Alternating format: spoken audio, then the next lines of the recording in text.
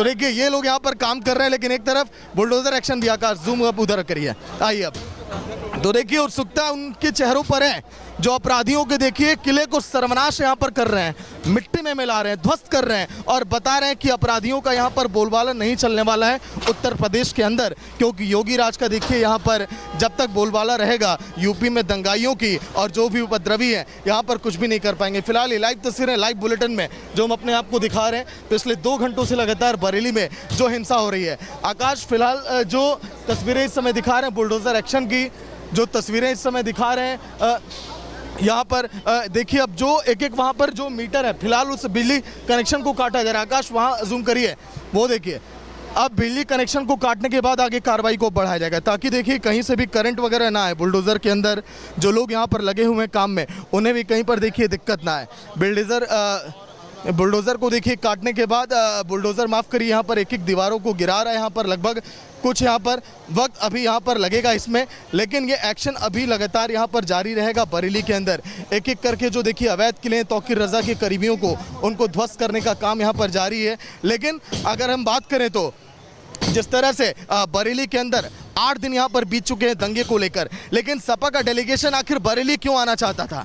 वजह क्या थी इसके पीछे? क्या सियासत चमकाना यहाँ पर देखिए ज़रूरी है? तमाम अधिकारी भी इस बात का जिक्र कर रहे हैं, लेकिन क्या कुछ मकसद और कैसे उन्हें रोका गया, देखिए इस रिपोर्ट में।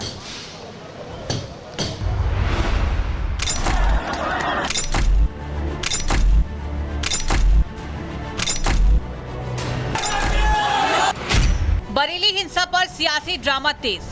हमारा डेलीगेशन नहीं जाने दे रहे हो। पुलिस ने सपा डेलीगेशन को रोका। मुख्यमंत्री जी को हम क्या कहें, मुख्यमंत्री जी को खुद जाना चाहिए, देखना चाहिए वहाँ क्या गलती हुई है, क्या हुआ है। प्रशासन को हिंसा भड़कने का डर।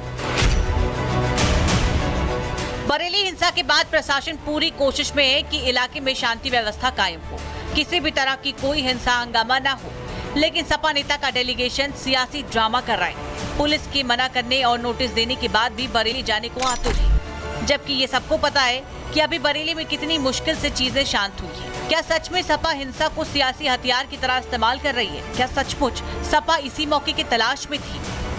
वहाँ कुछ इन लोगों ने ज्यादती की है जो जनता के नज़र में नहीं आ पा रही है। छिपा हम लोग जाते तो वो जो इन्होंने अवैधानिक ढंग से काम किया होगा, लोगों को निरपराध लोगों को पकड़ के बंद कर रहे हैं, या हम लोग जानेंगे तो उसका पर्दाफाश होगा।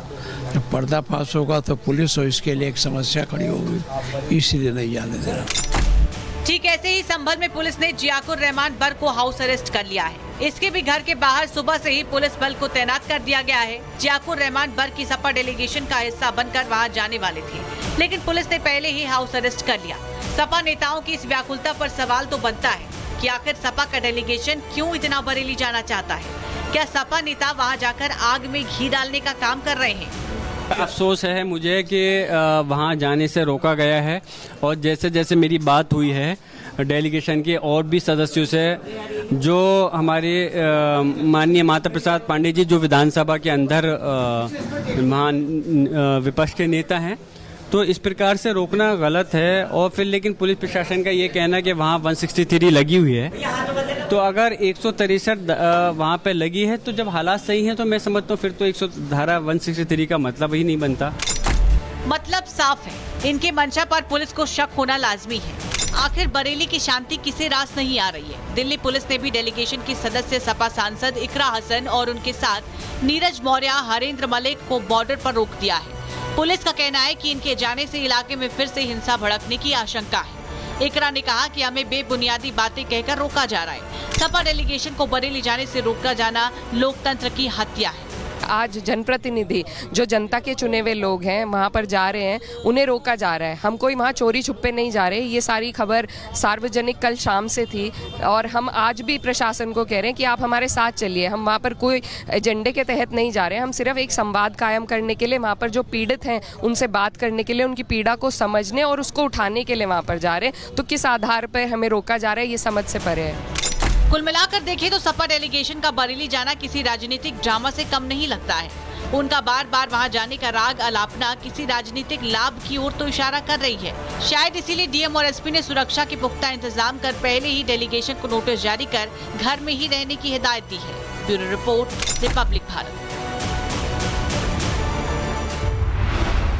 तो रिपब्लिक भारत अब 40 फुट की ऊंचाई से आपको अवैध किले की तस्वीर अब दिखाने जा रहा है। उन देखिए ऊंचाइयों पर अब हम पहुंच चुके हैं जहां से आपको साफ अब दिखाई देगा इस अवैध किले का सर्वनाश कैसे किया जा रहा है, कैसे इसको मिट्टी में मिलाया जा रहा है, जमींदोज किया जा रहा है। उन देखिए एक एक जो देखिए महंगे यहाँ पर चीज़ों का इस्तेमाल करके देखिए इसको बनाया गया। ये बहुत अहम ये तस्वीर। और यहाँ से तीनों बुलडोजर आपको एक एक करके देखिए अब जूम करेंगे, आकाश दिखाएंगे। बुलडोजर नंबर 1 जहाँ पर देखिए पूरा फोकस होगा कैमरे का, फिर उसके बाद थोड़ा सा कैमरा पैन करेंगे आकाश, फिर आएंगे बुलडोजर नंबर 2 को आप देखिए कैसे देखिए काम यहां पर करता हुआ दिखाई दे रहा है अवैध किले पर। और अब बुलडोजर नंबर 3, तीनों के देखिए जैक इस समय कैसे उस सब बड़े छज्जे को अब गिराने जा रहे हैं जिसके नीचे वो तमाम सीलिंग फैन लोगों के बैठने के लिए वहां पर जगह बनाई गई थी।